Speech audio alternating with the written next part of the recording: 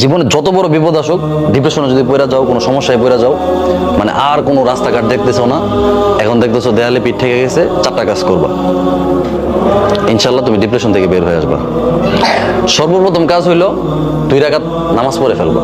উযু করে 2 রাকাত নামাজ পড়ো। নামাজ পড়ে তুমি আল্লাহ তাআলার কাছে পরামর্শ চাইবা, আল্লাহ আমি তো এই সমস্যায় পড়ে গেছি, আমার তো হঠাৎ করে বাবা মারা গেছে, আমি তো এখন চোখে কিছু দেখতেছি না, আমি তো এই অন্যায়টা করে ফেলছি, আমি কি করব? আল্লাহ তাআলা তোমাকে পরামর্শ দিবে। এই কথাটা আমার এক আপা ওই দিন বলতেছে, আমি একটা সিদ্ধান্ত নিয়েছি, নেওয়ার পরে আমি টেনশনে পড়ে গেছি যে হায় হায় আমি এখন কি করব। তো আমার আপা আমাকে বলতেছে যে তুমি কাজ করো, 2 রাকাত নামাজ পড়ো, নামাজ পড়ে আল্লাহ তাআলার সাথে পরামর্শ করো। আমি চিন্তা করতেছি আল্লাহ তাআলার সাথে পরামর্শ করবো কিভাবে।